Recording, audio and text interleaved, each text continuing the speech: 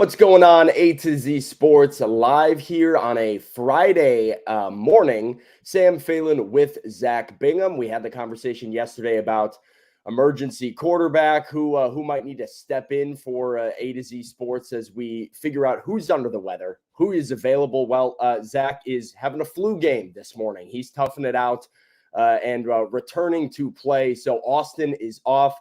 Zach and I in the saddle to have a good conversation this morning about what I think it could be a marquee matchup for the Tennessee Titans. I don't know if Zach loves that word too much, but Will Levis, CJ Stroud, both of these quarterbacks with big updates and a good conversation about, what we might see between two rookies later this weekend. Then what could produce the Titans' victory? Is it Will Levis? Is Derrick Henry the key? Maybe it's the defense.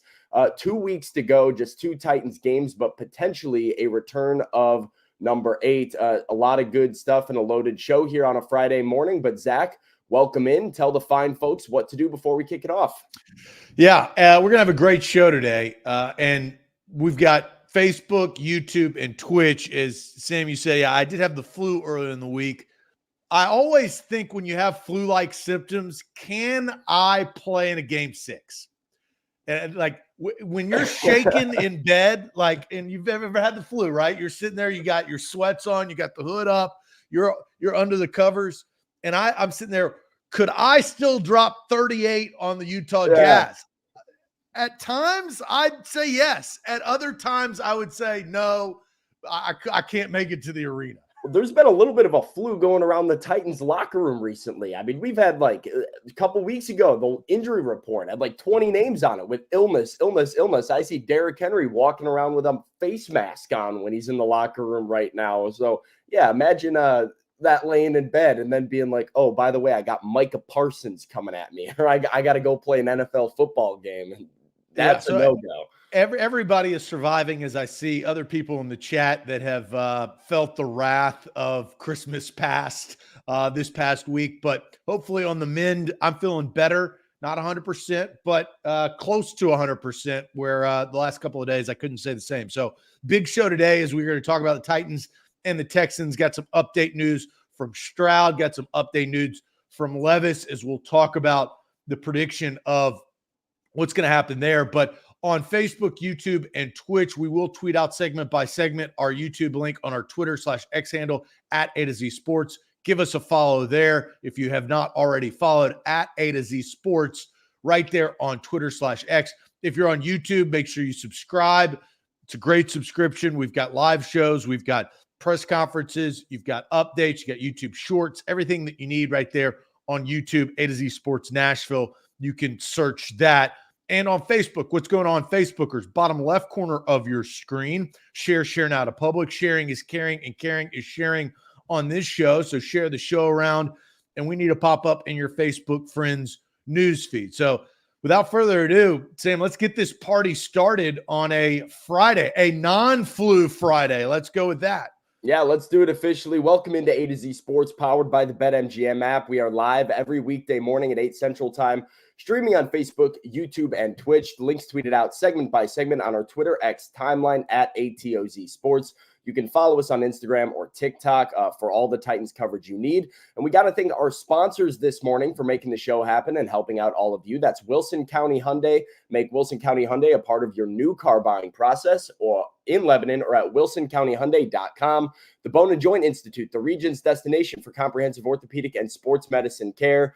boneandjointtn.org. Farm Bureau Health Plans, better coverage, better rates, better service. Learn more about a plan for you at fbhp.com/ATOZ. And Krebs Kubota, for all of your Kubota needs, visit KrebsKubota.com as well. Zach, this weekend has gotten, I think, significantly more interesting over the last couple of days, because the last time the Houston Texans were in Nashville, it was not CJ Stroud. It was not even Davis Mills. It was Case Keenum for the Texans going against the Tennessee Titans. And then, of course, last week it was a Ryan Tannehill game, and I think there was a lot of fear. Are we going to get Davis Mills versus Ryan Tannehill? Are we going to get Case Keenum versus Ryan Tannehill? That's going to put me to sleep on my couch. But over the last couple of days, some significant quarterback news that I think could spice things up a little bit. And it starts in Houston with the rookie CJ Stroud clearing concussion protocol. He is on track to start Sunday versus Tennessee, according to Adam Schefter. So CJ Stroud returns, and I think that will, of course, pose an even more difficult challenge for a Titans defense that is hoping to end the season off on a high note. Well, yeah, and CJ Stroud has a lot to prove. The Texans are still playing for quite a bit, and CJ Stroud was having a great season for a rookie quarterback prior to him getting knocked out of that game. He's had to sit out, and we've seen that, concussions all throughout the league. I mean, how many backup quarterbacks have played this season? I mean, look at last night. What are you watching? The Jets and the Browns. That's not what was scheduled at the beginning of the season. That was a Deshaun Watson, Aaron Rodgers matchup, right? We got Joe Flacco. Two teams that have started 4 quarterbacks this year, the Jets and the Browns. 8 quarterbacks between those two teams we saw last night. I believe it's been 60 quarterbacks or 59 quarterbacks that have started a game this year, which is just an insane number. I want to know what the record is. Very few teams have had one guy start the entire season. Yeah, well, and that is this league. You have the NBA this league. This is the NFL this league right around this time. And only the strong survive and only the healthy survive at the quarterback position. And the Texans are getting their quarterback back at the correct time. The Titans have a struggle because, and it's a power struggle within, I think, the fan base is, you want to win. You may want to see Levis. Nobody really cares about Tannehill because this is his last season as a Titan. Derrick Henry is still on the team. I feel like fans still respect Derrick Henry and want him to run hard and do well. They don't want to wish poorly or a poor game upon him like he did maybe the last Texans game. But then you've got the draft pick, and you kind of want to lose. So this is a tough matchup. But within this locker room, when you have Jobs and you have Mike Vrabel as your head coach, you're not thinking about losing. That Seahawks loss hurt. Now, It may not have hurt in the fan base. The fan base may have been a sigh of relief. Anybody at the game, I think there was mixed emotions. At least I had mixed emotions watching that thing, being like, well, it's not that bad. Probably going to lose. They come back. Seattle's the better team. Oh, it's okay that they lost.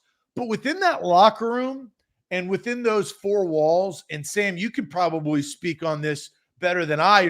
When I was covering the team on a day-to-day basis back in the day, back in my day, back when Chris Johnson was there, there were some bad teams where at the end of those seasons, it was like, man, these guys are checked out. They had bad coaches at the time, right? They're going through Munchak and Malarkey and a bunch of different guys, even Wisenhunt. Mike Vrabel's not that guy. Mike Vrabel is I feel like, keep the guys focused. The Tennessee Titans can win one or both of the next 2 games because I think of Mike Vrabel and the setup of the team. Are they favored? Are they likely to win the next 2 games? No, not at all. But I think any given Sunday in the NFL with a well-coached, run first, play good defense type team, and if a quarterback gets you over with a little bit better play, you can win a football game. Well, yeah, and we talk about 7 one-score losses this year. And I do believe some of that is blown out of proportion when you look at a team and you're like, well, look how close they are. Look at all these one-score losses, because I think there's an element in professional football of these are 2 professional teams who are probably going to play close games, and the good teams are the ones that finish and know how to get over the hump in a one-score game. But when you look at how close the Titans have been in some of the games they have absolutely not been favored in, it shows you just how capable they are. And to your point about the players, they don't care. Everybody has different motivation at this point in the season. And it is a little interesting, I'll say, being in that locker room, because there seems to be careful with my words, a divide in motivation. There are younger players on this team who are getting into the NFL for the first time. They're playing NFL games for the first time, and they're looking at, hey, how can we build momentum? Yeah, we lost, but I played well. The guy next to me played well. We're starting to build momentum for next season. We're feeling good about where things are going. That seems to be one mentality that players have. And then there's veterans who have been in this league for over a decade, who have, busted their butt week after week after week for over a decade to win football games, who are just defeated at this point and just want to win. And so you can kind of see the difference in mentality of like some of the players, hey, no moral victories. I want to win football games. This sucks. And then the guys who were like, but some of this did go well. And of course, it's all based on like the separate motivation of each guy at this stage in the season. And, let's talk about individual motivation. Let's talk about those veterans. DeAndre Hopkins has an opportunity to become a 1,000-yard receiver. You don't think he wants to do that? Danico Autry can get another sack to add to his 11.5, right? Like there is that. Those are two veteran guys that, I mean, Derrick Henry's 25 yards away from 1,000 and might have 2 games left in the Titans uniform. How do you want to go out? Like if these are the last 2 games of Derrick Henry as a Titan, how do you want to go out? I bet you that's a personal motivation for Derrick right now. And that's on the veteran side of things. I'll just tell you one thing.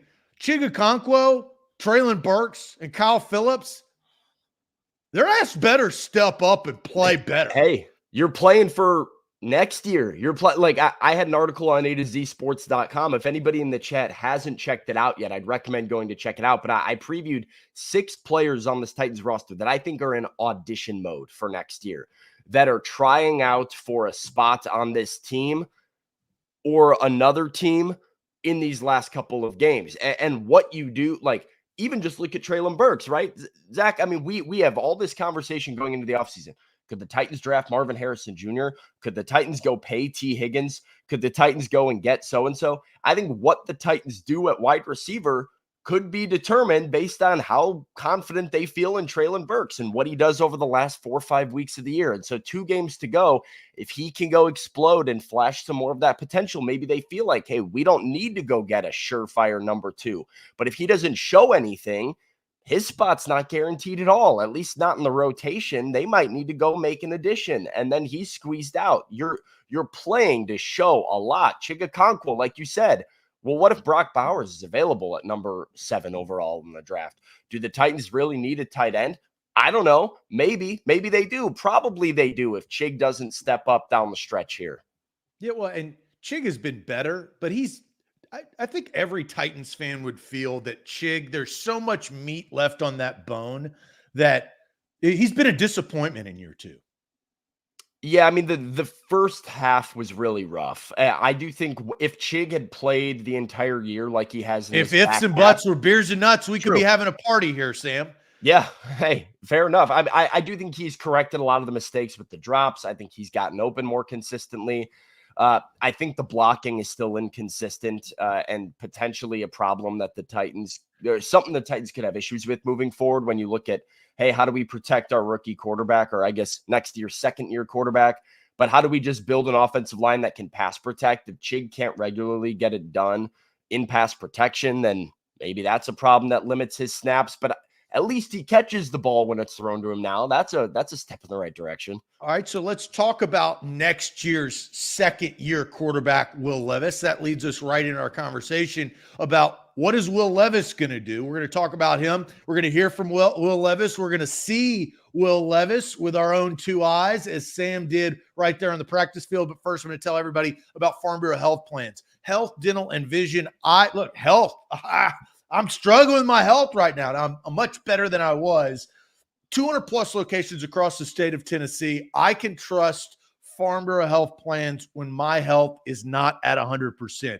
I switched 2 years ago. I'm rolling over into 2024 with my Farm Bureau Health Plan. And man, am I glad that I have that, and I am. Tennesseans all across the state, I am shouting at you that this is your time to go get a quote. I'm not forcing you to switch, but at least go get a quote and see what it looks like for you and your family. They've been in business over 75 years, health, dental, and vision. That's Farm Bureau Health Plans of Tennessee. Today's show is powered by BetMGM, the king of sportsbooks. Quick little story time for the people because, I dabbled on BetMGM last night while I sat and watched Thursday Night Football, and I was one leg away from a 5-leg parlay hitting to hit a big, big bet. I just needed that David Njoku touchdown, and I came up short so many times. He was so close, and I couldn't get there, and I kept thinking to myself, if only there was a way that this bet could go back in my account, I could just get another shot at it. That's what you could do with BetMGM if you sign up and use the bonus code ATOZ Sports, and that first bet misses, the money goes back into your account up to $1,500 in the form of a bonus bet and an opportunity for you to get a second chance at winning big. You can say, hey, back to the drawing board. Let's see if we can find a better pick and win some money here. That's what they offer you. That's why they're the king of sportsbooks. So when you're doing your sports betting during bowl season, the college football playoff coming up, or the rest of the NFL year, do it with BetMGM and BetMGM.com. Zach, you bring up Will Levis. This is a game that I would be excited to watch if Will Levis does, in fact, return and play CJ Stroud, because we've been seeing good flashes out of the Titans rookie quarterback, but I think there is that thought looming in the back of every Titans fan's mind. CJ Stroud is special right now. Anthony Richardson showed a few flashes, and how is Will Levis going to stack up to the rest of the AFC South as he develops? Well, Sunday, if he were to play, is a good opportunity to prove to the world, to the NFL world, that he needs to be considered and talked about as a future star quarterback the same way CJ Stroud is. The question, is he healthy enough to go? Here's Will Levis discussing his injury, an update on how he's feeling, and why he wants to be out there later this week. It's good. It's coming along well. Doing everything I can to get it back. And, we'll see how this week goes, but taking it day by day. What have the days been like for you as far as rehabbing and still studying and trying to get everything done? Yeah, it's continuing to just prepare as if I was playing and keeping the same mindset regardless of the situation.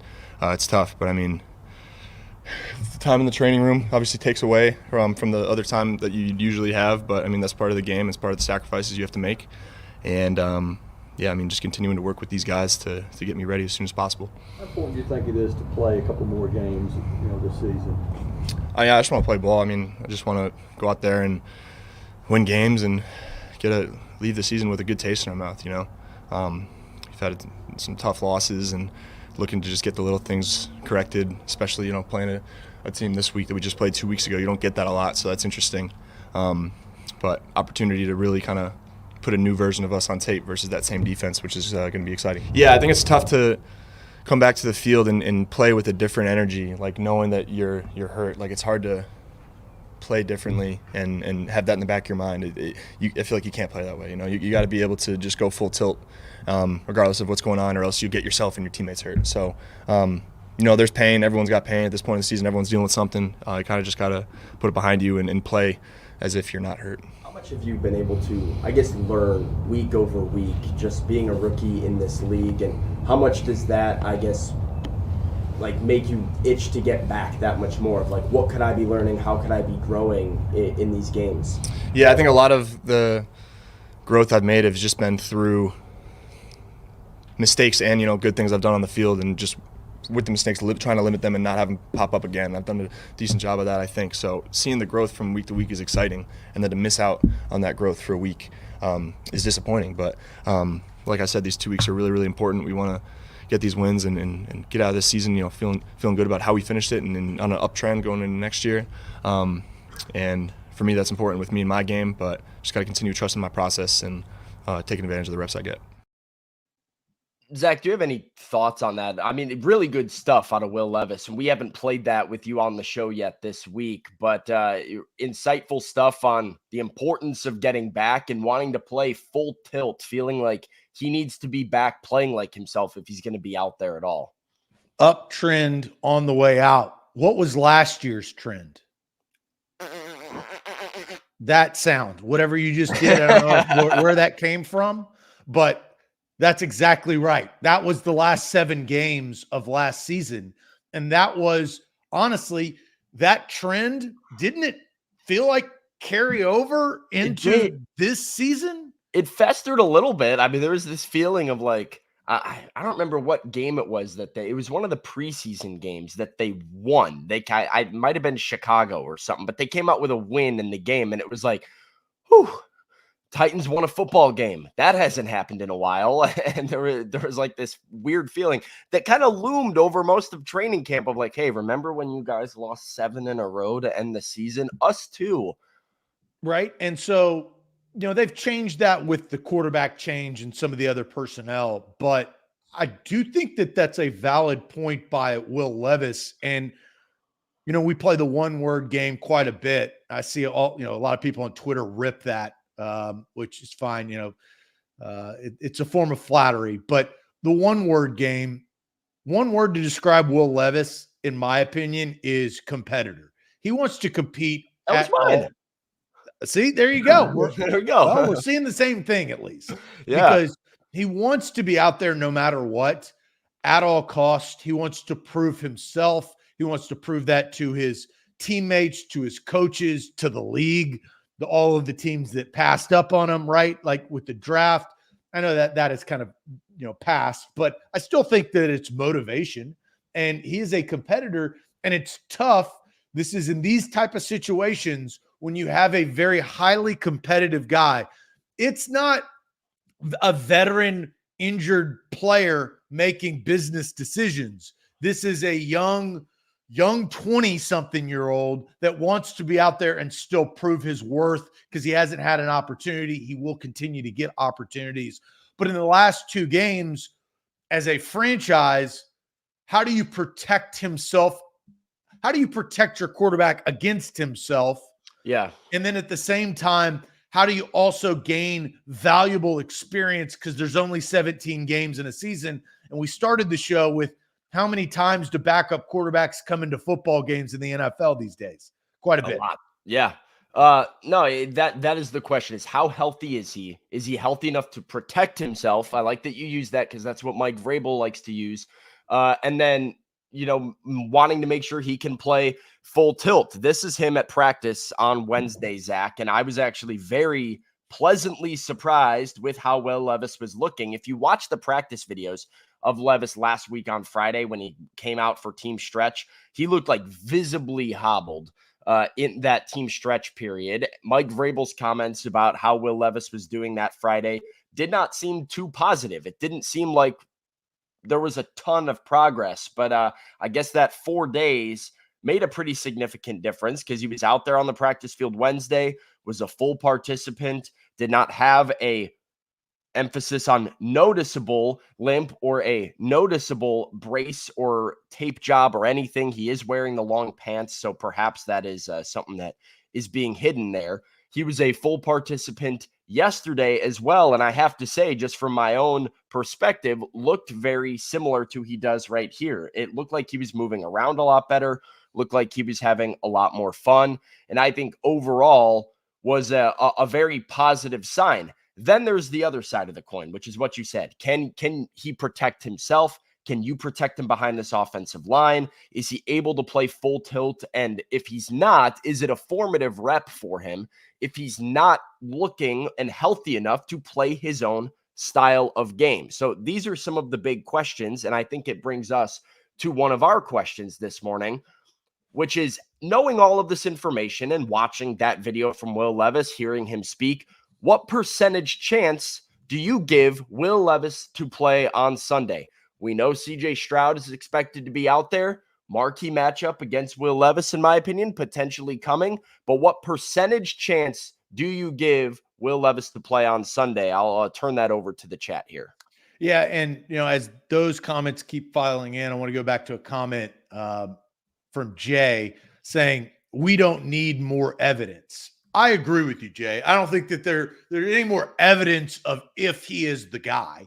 I think that's sailed, right? They made that decision in the middle of the season, passing up Malik Willis and going straight to Will Levis and having him start his performance. It's not evidence. We don't need any more evidence. It's the other E word. It's experience. Yeah. And that is valuable.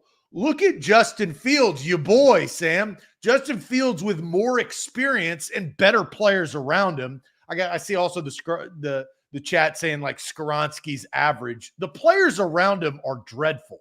You also got to realize that Skoronski didn't have the best games the last couple of games. I'll admit that. But you're also a product of your team, and you want to see Will Levis continue to grow with DeAndre Hopkins, continue to grow with Chig, as we talked about. Guys are going to be here next year, by the way. Like, DeAndre Hopkins is going to be back, and like he's under contract.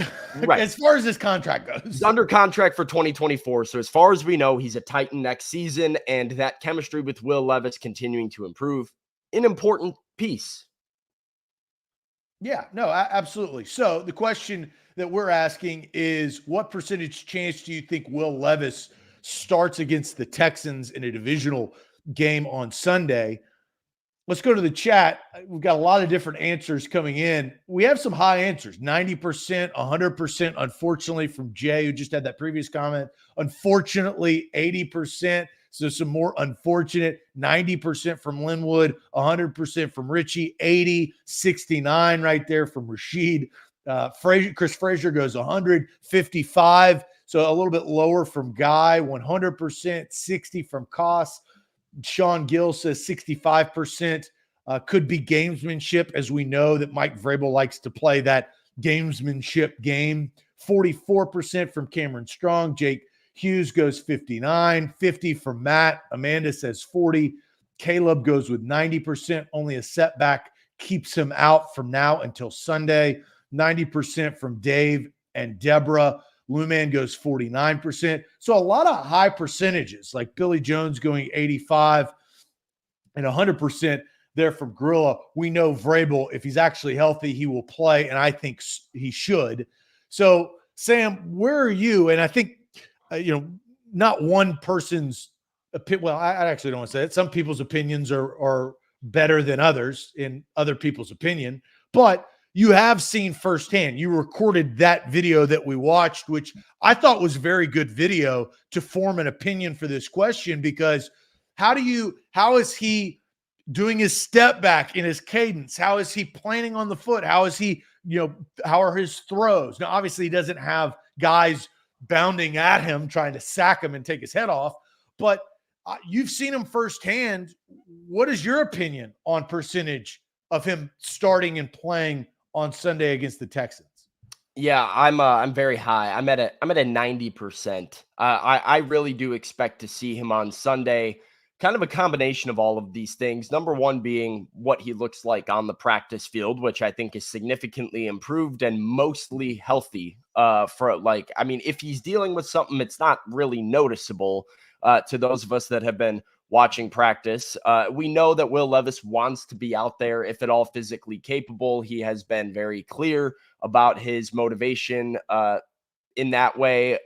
The Titans coaching staff has also expressed, interest in getting him out there. Mike Vrabel called those reps invaluable, said that experience over the next couple of weeks could be huge for his development and something that the Titans want to do. Tim Kelly told me a lot of the same thing when I spoke to him yesterday morning. So I think the Titans are motivated to get him out there. Will Levis is motivated to play. He also added in his press conference later on that right now it's a pain management thing for him. It's not really a risk of re-injury thing for Will Levis as much as it is, hey, how much pain can I handle? He looks like he's handling it pretty okay. And so I think as long as there's no risk of making his injury more severe, as long as there's no risk of, him not being able to be himself and protect himself, I think the Titans will play him. I'm 90% sure it's going to be Stroud versus Levis on Sunday. I'm going to go a little bit more specific on how this thing is going to go. Look around the league. History shows you quite a bit of things in life and in football. Look at all of the teams that are out of the playoffs that are playing their starting quarterback. Like they're veterans. Look what just happened to Russell Wilson. His ass is benched, right? They're not going to play. Now, there's some nuance to that. Don't get me wrong.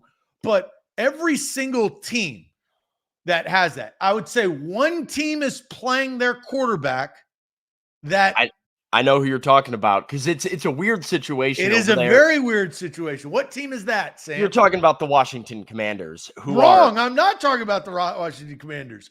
That is a weird situation. They're playing a backup quarterback, though. Jacoby Brissett is starting.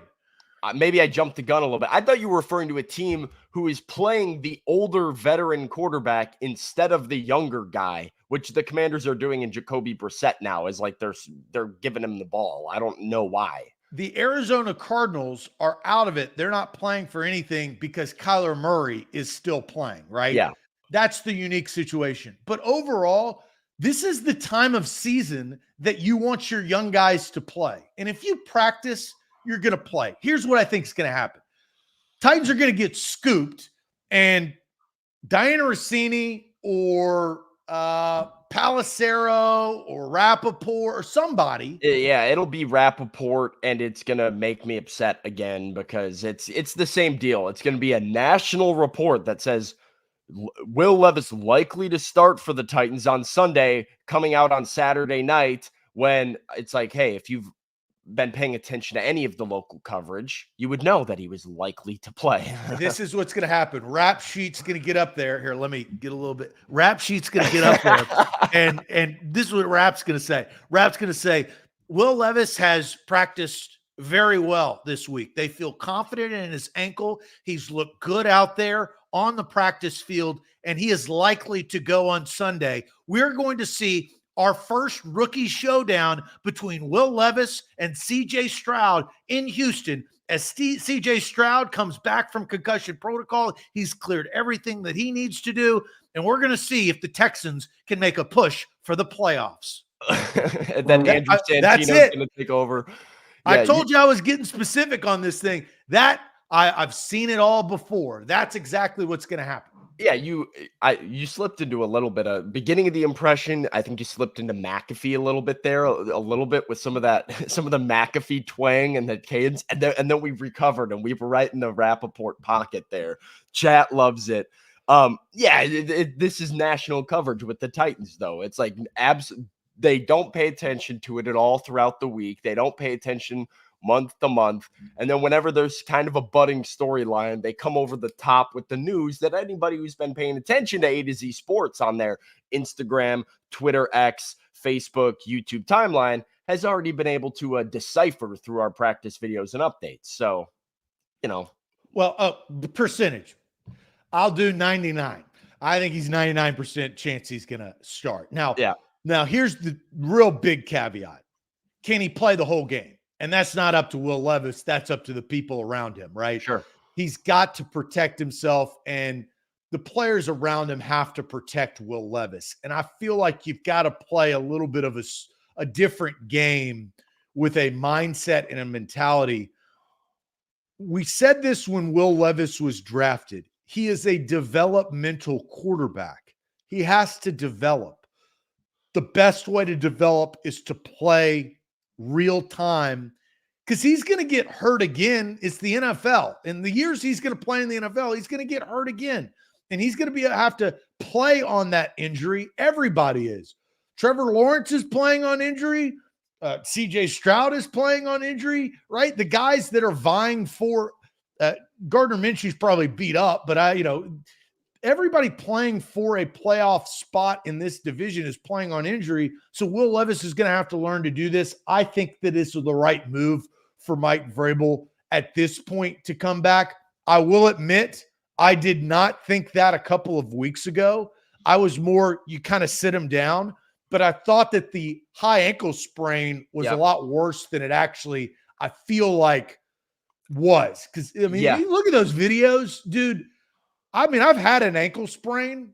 You can't put yourself in that situation, so I'm not trying to do that. But, he's moving very well. Now, he has around-the-clock treatment for a number of weeks, but for a high ankle sprain, he looks good. No, I'm lockstep with you there. When this first came out and there was the report, I believe Jeremy Fowler of ESPN had it with the diagnosis that it was a high ankle sprain for Will Levis. I tweeted out if Ryan Tannehill's any indication, Levis is likely done for the year, and Titans would be smart to just sit him down. But over the last couple of weeks, it has not looked as bad as I think a lot of people originally thought. He's moving around so much better. We talked about this. I was kind of telling the chat this a couple days ago, Zach. Ryan Tannehill had the first time walking boot, like immediately walking to the press conference, walking boot when he had his high ankle sprain. It was crutches around the locker room. It was immediate. This is severe, both last year and this year. Will Levis has just kind of had like a limp at most and some tape around his ankle. So it's definitely not to the degree that Tannehill's has been over the last 2 years. And because of that, and now that it's not looking as serious, I've absolutely shifted my opinion that they should play him. And it's interesting what playing him might do for the old draft position that Titans fans are looking down right now, because I think you and I would both agree the Titans have a better chance of winning this game with Will Levis into it. But what is it that could set them over the edge? We'll talk about that. Before we do it, I want to tell everybody about maybe where Will Levis should go to avoid injury in the future, that being the Bone and Joint Institute. The Bone and Joint Institute has a state-of-the-art rehab facility located out in Franklin to assist in your recovery. So don't fumble on your recovery. Don't have a high ankle sprain and let it linger and then get re-injured over and over again. Go to the Bone and Joint Institute, state-of-the-art rehab facility in Franklin, to assist in your recovery, because whenever you get hurt in life, you have to know who you can trust. They've got over a dozen specialists who can help you through any type of injury, and everything all under one roof. That's clinic, testing, imaging, surgery, rehab, all on the same campus. No driving all over Middle Tennessee from point A to point B. Going to your different appointments, just go see them in Franklin and get the good care that you need. Schedule an appointment at boneandjointtn.org.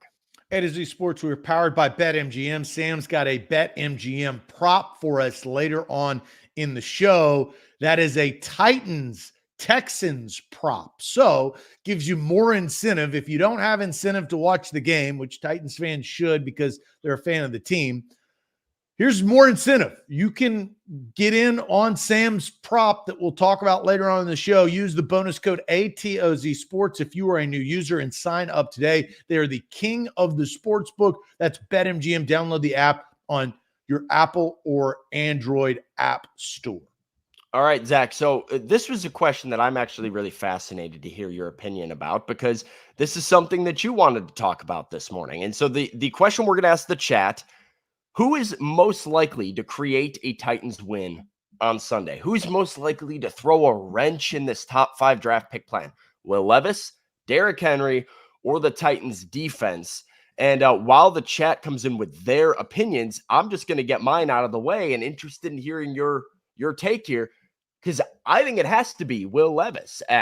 Will Levis, I think, is the guy who elevates this offense from the boring run with Derrick for 80-something yards and hope your defense can muddy up a game and maybe kick a couple field goals with Nick Folk and win it, to being able to create explosive pass plays, score them some points, and overall play spoiler for a Houston Texans or Indianapolis, or not Indianapolis Colts, may help the Indianapolis Colts by beating the Texans or the Jaguars next week. Will Levis is the guy to me who can create a win for the Titans, and the chat seemingly disagrees with me, because we have Henry from Big Ten Jeff, Henry from MB, Henry from Roy Wright, the defense from Cameron Strong, the defense, Trey Avery from Rashid. Trey Avery's created a loss last week, pretty much single-handedly with his late penalties. Matt does say Levis, so does Yuri. Patrick Bird says Levis. Brandon Connor says Henry.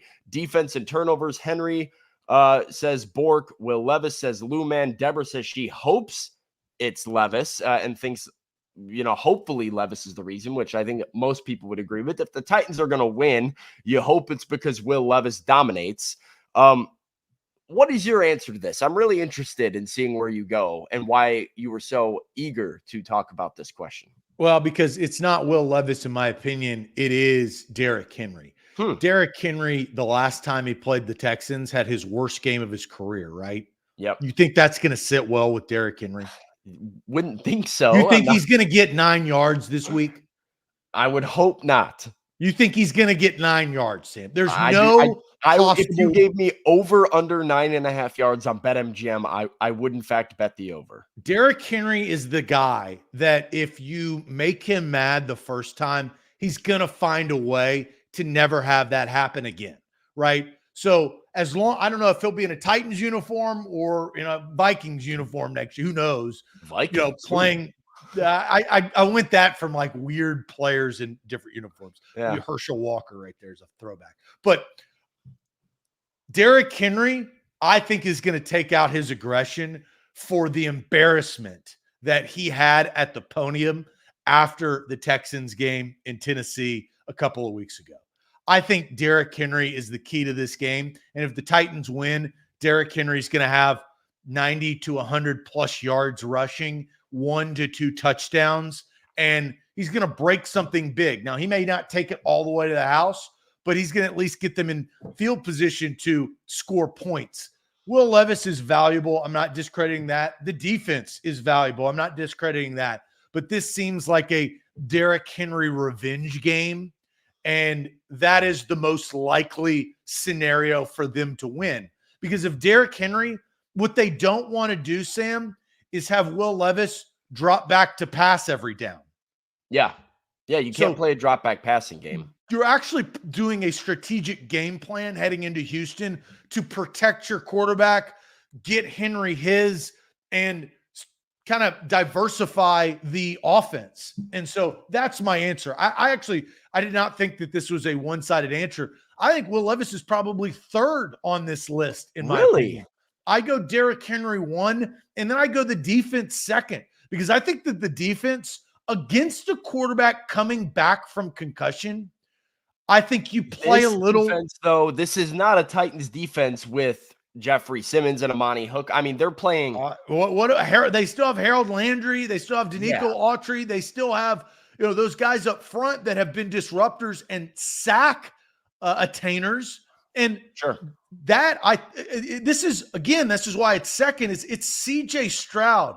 Sam, when you've got a concussion and you've been out a number of weeks, I think you come back. It's like Treylon Burks. When he came back from his concussion, you're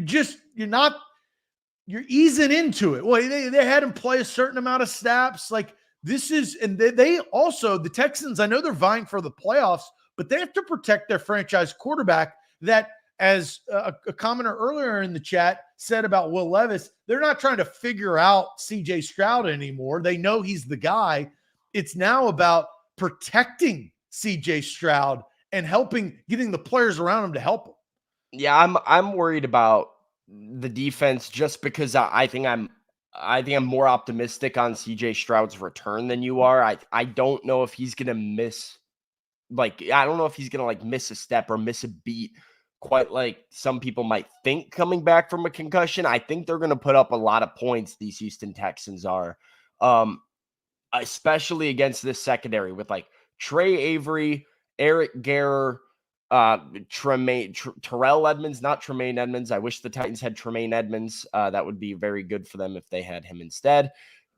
It's a bad secondary right now, and if they can put up a lot of points, the Titans are not going to be able to play, in my opinion, the Derrick Henry ride the ground game, get 100 yards rushing type of game. They're going to have to try and generate something explosive themselves. And so I think Will Levis is the guy who could do that for them. Hooking up with DeAndre Hopkins, seeing what Chris Moore has to offer. Now, what does Treylon Burks have? Now that Treylon Burks has shown some signs of development over the last couple of weeks, getting back into the offense and back up to speed, can you hit a couple deep plays to him? I think that's the most likely scenario. The Titans have not done well enough winning these ugly defensive run the football games because they lose in the margins. They lose on penalties. They lose on third down. They lose in all the areas that you need to be good to win. So how do they win games? Games like Miami, when you can go and score a lot of points quickly and you hit explosive plays. I think that's more of the recipe now. That starts with the rookie QB. I'll give you my take on Treylon Burks. Crumbs. One word to describe Treylon Burks: crumbs. All we've gotten, and unfortunately for the rest of this year, 2 years into this project, all we're really going to get is crumbs. the Titans may never be able to sit down and eat the actual piece of cake. And that's what they drafted him to be. He's just crumbs. He comes in, he has never had a string of really good performances. Even the game that he had a couple of weeks ago that he caught, I guess that was against the Texans, where he caught 2 big passes, the crumbs. Yeah. That's not the guy. That's not a first-round draft pick guy. He's crumbs. And so the expectation for Treylon Burks, if his over-under is 40 yards receiving, he's not that dude. Yeah. And so those are crumbs, brother. And that, I think, is a tough scene for the Titans. They know it. Unfortunately, the concussions have obviously played a role in those crumbs, but that's what it is. And you just can't count on him for something. Maybe you can get a bite of pie crust and he can get 56 yards this week, but he's not doing that in back-to-back weeks, and then the season's over. Oh, well, it's back to, I got to concentrate on myself. I got to concentrate on my footwork and all the other stuff, and then it's another year, right? Well, sure. Like Treylon Burks can go over 100 yards easily if he can hit a deep one like he did earlier this year when Ryan Tannehill threw him the long one against I think it was the Bengals game. He's perfectly capable of doing that. The problem with it is it's probably 3 catches for 110, 4 catches for 110. Like he's not going to have a game like you see some of the elite receivers in this league having, where they have 8 catches, go over 100 yards, and are just a reliable, like, keep coming my way, I'm going to keep catching the football guy. It's flashes in the pan, which can be productive for an offense, can help an offense, but it's not first round value. And that is where I guess the standard, the expectation, and then the reception of Treylon Burks, there's a little bit of a disconnect there where it's like, yes, he cannot be totally trash. He can have some value and be somewhat productive while also acknowledging, hey, this is not what you signed up for when you drafted him, and it's been a major, major disappointment. But I think both of those things can be true. And so, yeah, they could use him even on next year's team, and he can have a role on next year's team, and it's still going to be kind of a bust for a first-round pick. If you're drafted in the first round as a wide receiver, Sam, it's okay that if you're not that guy, right? Like, it's hard to be that guy. But if you're not that guy, you better be a threat. And he's not a threat. The threat, his deep ball threat that we've seen crumbed all over, the last couple of seasons, maybe here or there, it's not a consistent threat. And so he has to figure out how he can be a threat. Yeah. And I think that's going to be his task. I mean, Jamal is going to get you a little triggered, maybe bringing up your boy Corey Davis. And honestly, though, that might be disrespectful to Corey Davis, like a little bit. When Corey Davis was healthy, at least he was like a consistent second option. Now, for where he was picked, it was absolutely disappointing. But Treylon Burks hasn't even shown Corey Davis level of consistent production up to this one had 4 years, the other one has only had 2. So, true. Right. Yeah, there's time. All right, Sam, look, let's get to a super chats. And then I just opened my BetMGM app because I'm curious to hear what your prop is for this Texans game to see, what I could place a wager on. That's what I'm trying to do. Andre brings up, and this is kind of perfect because this was earlier in the show. We've seen them bums for a season. 2 games isn't going to save them. If Burks having 2 good games keeps them from going for a top wide receiver, fire them all. So Andre puts big, nice bow on that conversation. Yeah, I mean, an ultimate Treylon Burks motivation game. You talk about individual motivation. Treylon Burks is like, hey, now, I can win a couple games and take us out of the Marvin Harrison Jr. sweepstakes. I can take us out of the Malik Neighbors sweepstakes. I can ensure that we draft an offensive lineman in the first round by winning us a football game here. That would be a hilarious personal motivation for Treylon Burks to keep his job by ruining the Titans draft position. Yep, that's exactly right. So we've got to that. Now we're going to get to your prop. here, Sam. But first, going to tell everybody about Krebs Kubota. We love Krebs Kubota. They've got multiple locations across Middle Tennessee, including Columbia, Franklin, and Murfreesboro. You can visit them online with Krebs with a K. That's Krebs Kubota.com, KrebsKubota.com. Middle Tennessee's preferred equipment dealer. They've got convenient locations, as I said, across Middle Tennessee, in Columbia, Franklin, and Murfreesboro. Sell, service, supply. They do all of those, and they believe the customer satisfaction is rooted in their outstanding parts and service department. Their goal is to have the best parts and service in the industry in which they do, and they stand behind that. The best equipment right there at KrebsKubota.com. That's Krebs with a K, Krebs Kubota.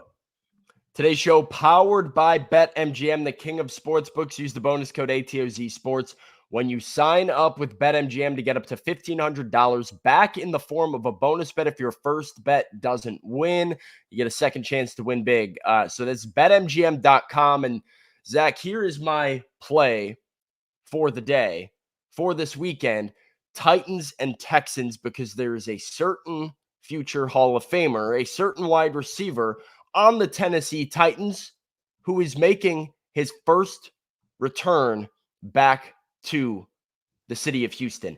DeAndre Hopkins is back in Houston for the first time since leaving the Houston Texans organization. I was surprised to learn that this was his first time back. We also know he has better chemistry with Will Levis than he does Ryan Tannehill, I think. And we've seen Levis and him connect, have a lot of success over the second half of the season with Levis playing. I expect Will Levis to play. We've gotten two kind of dud games from DeAndre Hopkins in a row where the Titans haven't gotten him super involved. I think this week in Houston, in his return, is the week that he takes off once again. So his over-under on BetMGM is at 59.5 receiving yards. I am taking the over on DeAndre Hopkins, 59.5 receiving yards at -115. Him, Will Levis, they're hooking up for a lot of yards this weekend. That's my pick. Book it. There you go. Well, at the beginning of the year, I had DeAndre Hopkins over 1,000 yards, Ryan Tannehill over 4,000 yards to win like $600. I think only one of that, half of that's going to hit. Well, if Ryan Tannehill has to step in and he throws for like 2,500 yards in a game, then you might be. That's gonna be tough sledding. Yeah. I like that pick. I do think that there's a bounce back in DeAndre Hopkins, and to show the Houston faithful there is some motivation there, right? We're gonna talk to him later today, and I can already kind of predict what. Here, you did your impression of Ian Rappaport. I'll do my impression of DeAndre Hopkins and what he's going to sound like in the locker room later when we ask him. No, man, just another game for me, man. Just another game for me. I certainly love the city of Houston, and I'm excited to go back there. Love those people. I live in Houston in the off season. Excited to get this win. That's going to be DeAndre. Good. That was good because he has that, and this is something about D-Hop. He has that calm, smooth demeanor. That like he's a bad man on the field. Oh yeah, but he had like it kind of switches, and then his mitts are massive. Like his hands are just, unreal. He's going to claim that this is not like a big game for him, but we've seen this vengeful side of DeAndre Hopkins just on social media with his like, hey, I'm about to prove everybody wrong. You didn't want me, right? I think there is a level of like, hey, Houston, you guys remember me? I'm that guy. I'm still that guy, and I'm about to show you. So, yeah, over 59.5. That's my pick. I'm riding with it all the way home. There you go. Well, let's get to good news.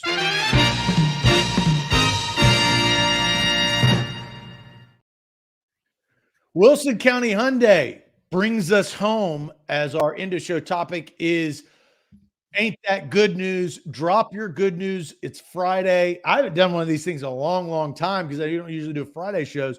But drop your good news in the comments. We're going to get to your comments and your good news. Good news is Wilson County Hyundai has got you covered, whether it's a Palisade, whether it is a Sonata, Elantra. Their fleet of vehicles they can find your perfect make and model. That's WilsonCountyHyundai.com. Visit Payne Bone and the team at WilsonCountyHyundai.com. They've got it right around the corner. Quick trip down I-40, exit 236. All right, Sam, let's get to good news. I don't know what you've seen in the in the chat, if there's any good news lurking. I'll start off with a little happy birthday news to Karen. Happy birthday to Karen. She watched the show quite a bit. There you go. Happy birthday. Happy birthday, Karen. That's where I was going as well. I was going to give Karen some birthday love here on a Friday. What a fun birthday. I mean, what a season for Karen. Christmas, birthday, New Year's. Like, you're just living life for like 2 weeks. I feel like this is just that's one of those things, and it is annoying when people are like, it's my birthday week. Like, I don't like that. I'm anti this that. Is birthday week, though. But Karen is kind of justified as this, right? Yeah. You go from now, my birthday's in June, which I like it as far away from other holidays as possible. I got a trend because mine's June 18th, got a trend with Father's Day, but I don't mind that. You don't want to be anywhere near Christmas because people don't care. They don't give you the birthday love maybe one deserves. It might be a little different after Christmas, though. I think before Christmas, if your birthday is December 22nd, people are going to be like, all right, bro, it's Christmas Eve in 2 days. I don't care. I'm going to a Christmas party tonight. Sorry about you. You get it after Christmas, before New Year's here. And I do feel like there's this lull where people usually still off work. A lot of people are still off work. They're sitting at home. They don't have anything going on. They're looking for a reason to celebrate. This is a good time for a birthday. I feel like it's one period of the year that you're getting a lot of your power holidays in. But good for Karen the last 8 days. I mean, let's have an end of the year. Every year ends on a positive note if you're Karen. Yep, absolutely. Good news. Big Ten Jeff. Dad's coming today to visit Big Ten Jeff. Haven't seen him in a couple of years, and getting to watch the Ohio State and the playoff games together. See, I was going to take a shot at Ohio State, and Jeff, it's good news. It's a nice Friday. I'm just going to let it ride. I'm not going to talk about, who's in the college football playoff, who's not in the college football playoffs. That's not what we're going to do here. So that is good news for Big Ten Jeff and his dad. Spend time with family. Jake, on the other hand, he's going to go with Bama. Good news. Titans on Sunday, Bama on Monday, looking for a loss on Sunday and a big win on Monday. So you got Bama Jake right there. Can I fire off a take real quick? Say again? Can I fire off a take real quick about the game Jake is referring to? Michigan by 25 plus. I think it's going to be a massacre. I think the Wolverines, it's going to be great to be a Michigan Wolverine on Monday. Nick Saban doesn't know what's coming. That's my take. But I'm anti-SEC, so like this is nothing new. Oh, so you just backdoored this. See, no, I'm getting in front of. You sat there, you had it, the hottest take on the planet right here, saying that Alabama. No, wait. You got to listen to this now. Because you got to learn a lesson here, Sam.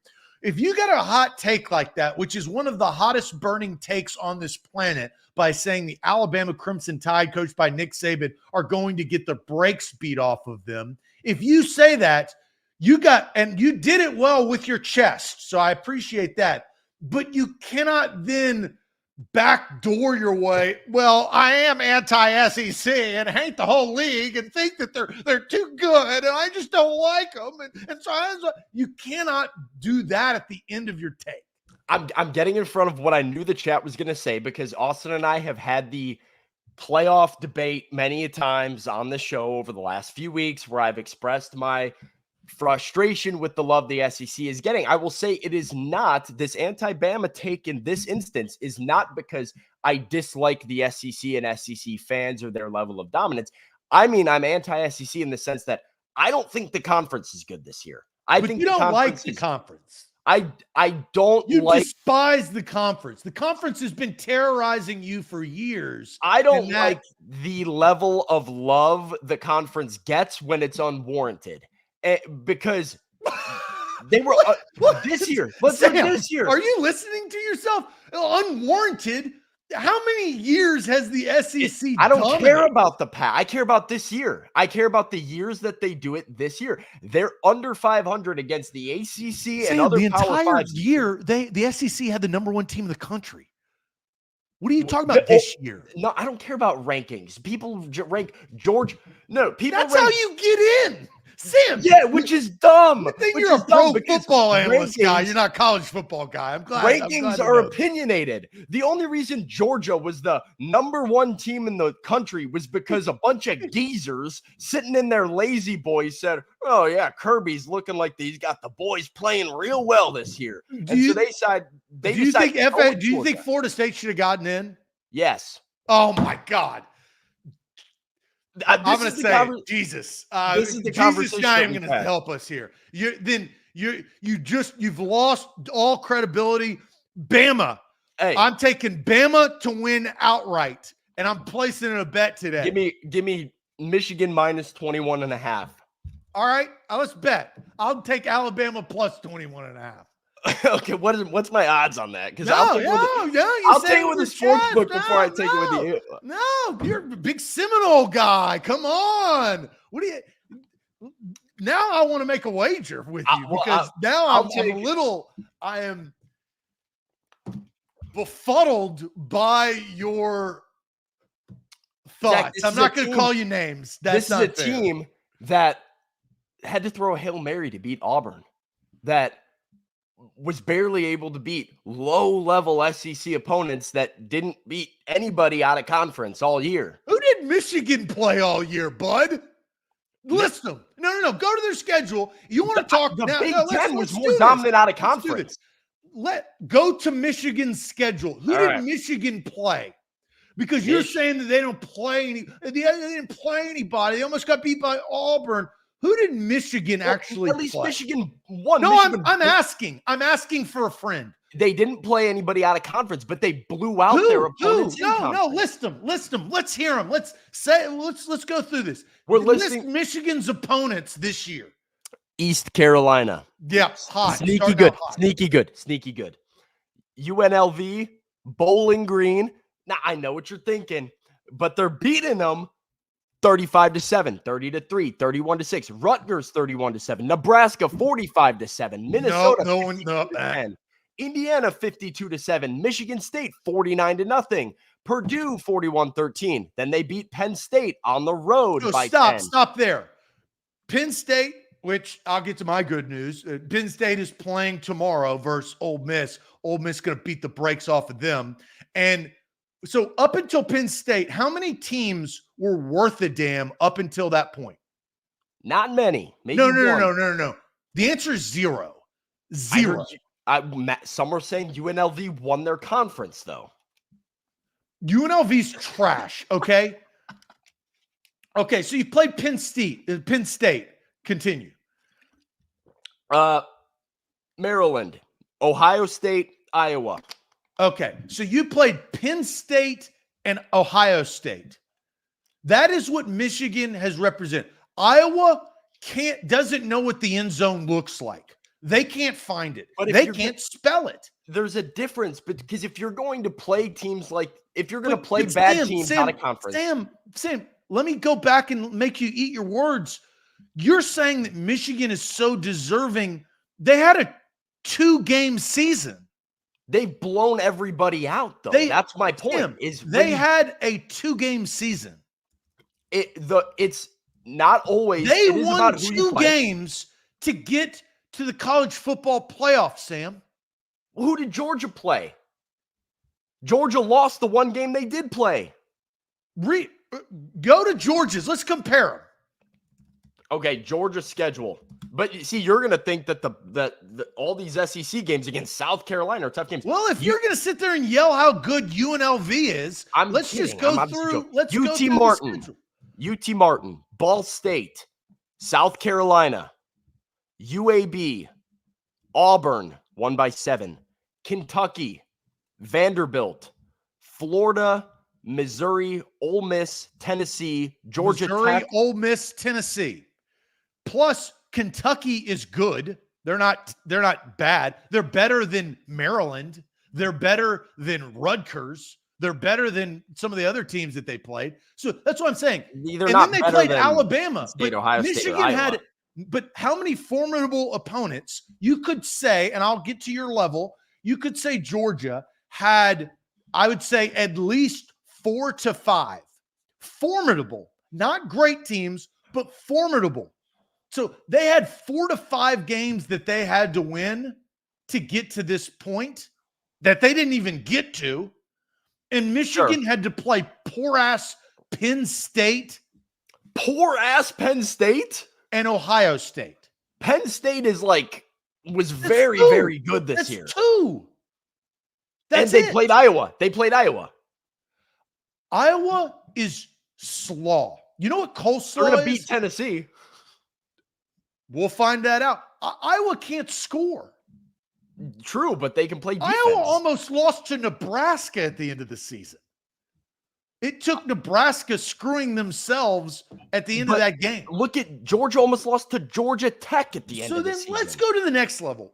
Tell me why in God's green earth that Florida State should have been in the playoff.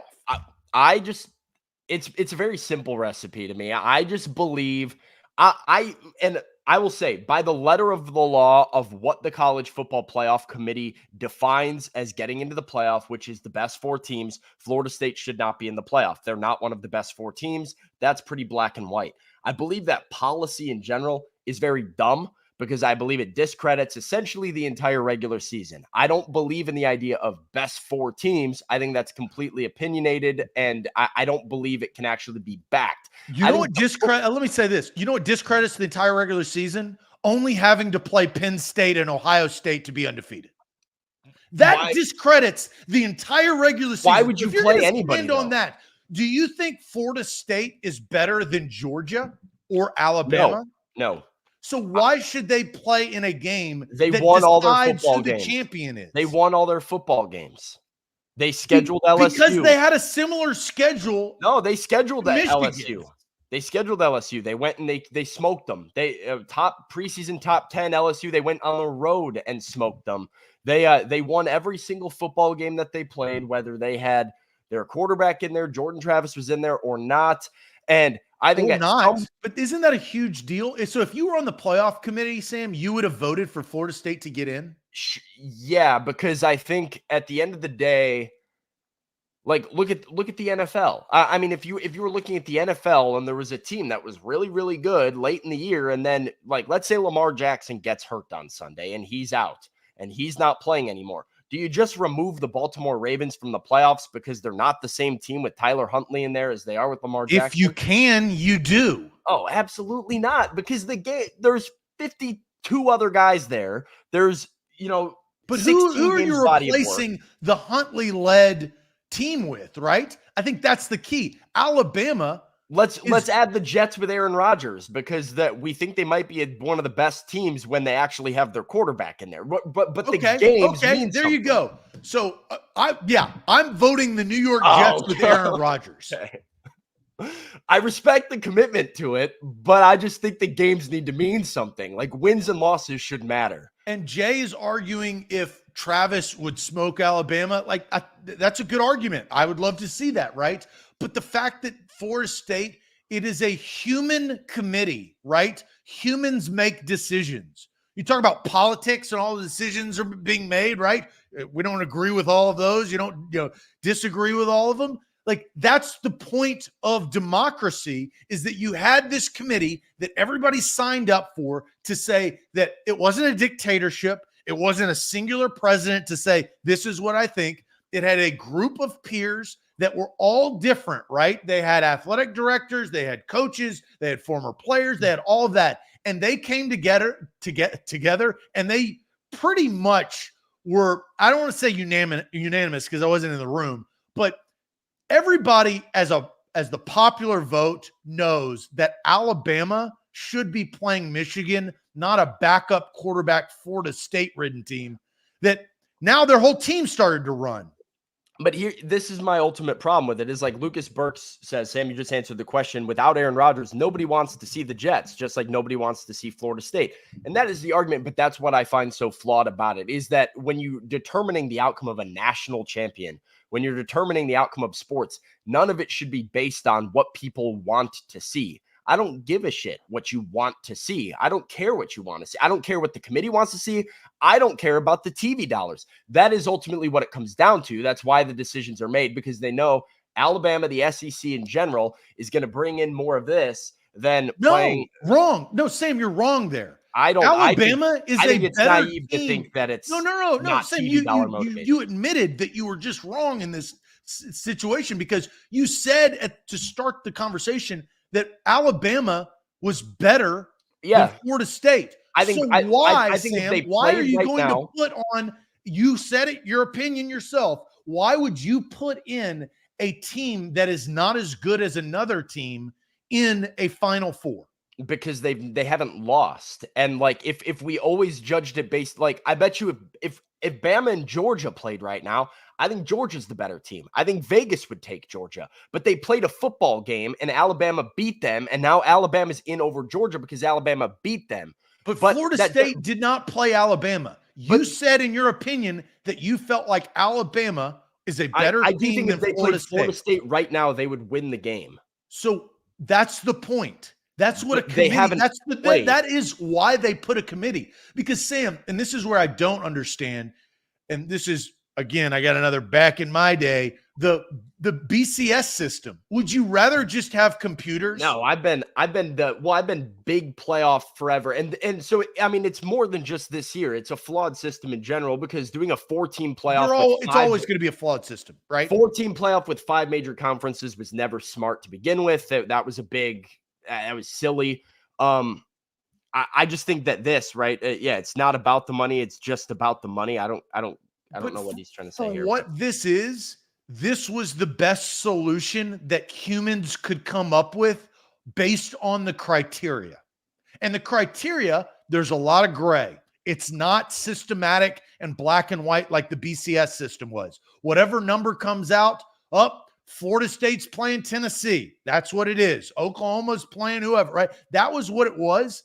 For this system, they got it absolutely correct.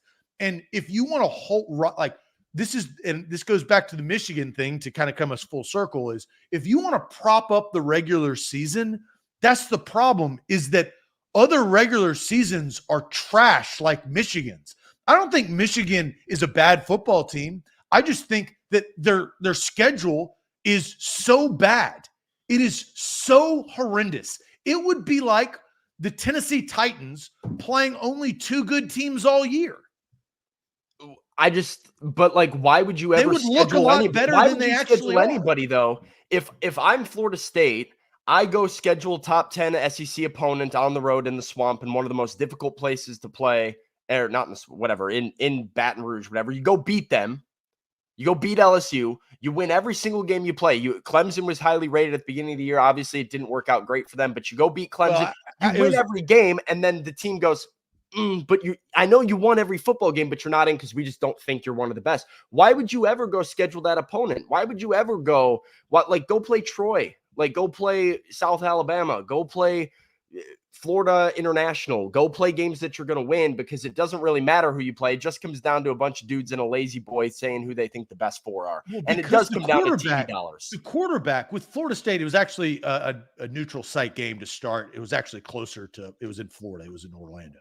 But for what the quarterback situation happened, if Jordan Travis was playing, Sam, I think we're in agreement that Florida State should get in. I'm not sure they do regardless.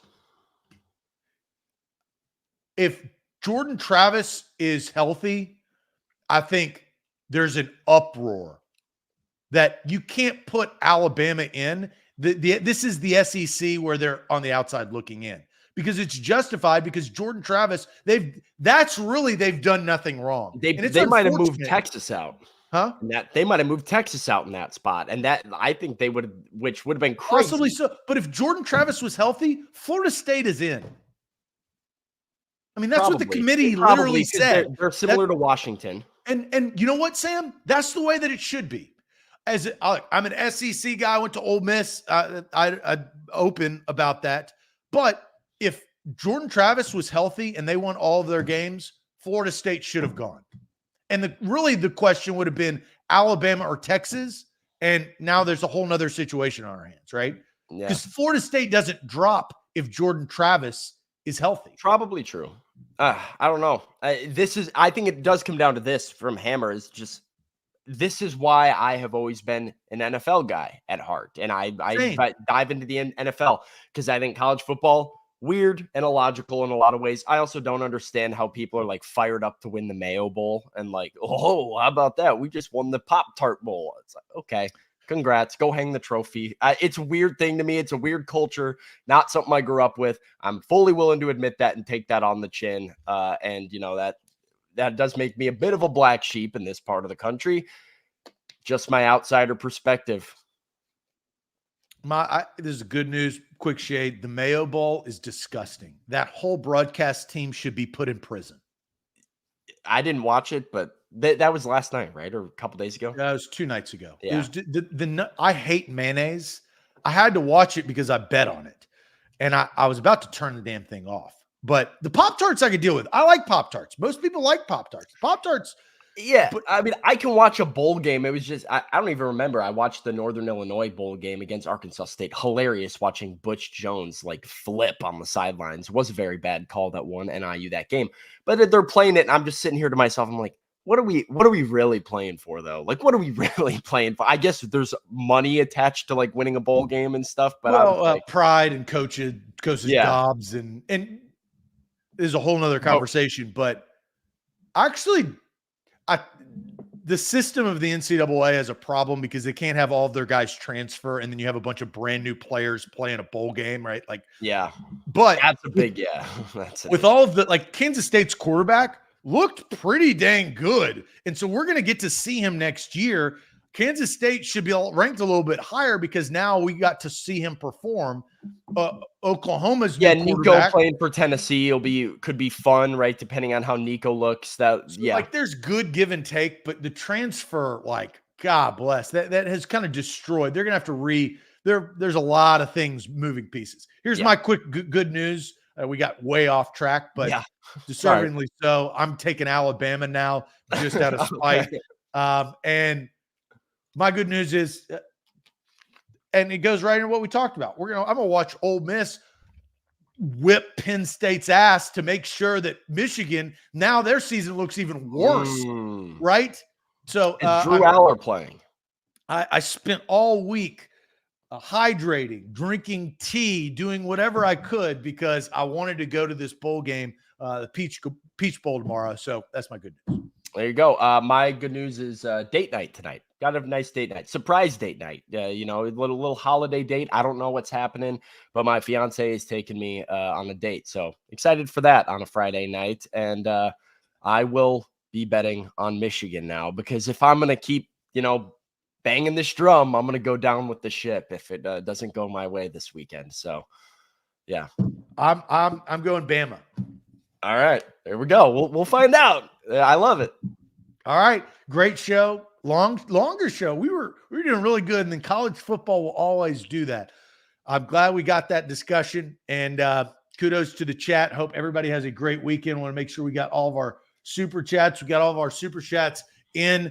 And have a great weekend on this Friday. Happy New Year. The next time we'll see it will be a brand new year. We'll start out 2024 with a bang. Big things to come for our Titans coverage with Sam. Sam, I think you're going to have a big 2024 year along with A to Z sports employees all over the country. We wish you guys the best. Happy New Year, and we will see you next week. Adios. Titans at 2 later today. Go check out Titans at 2 for a full Will Levis update after practice.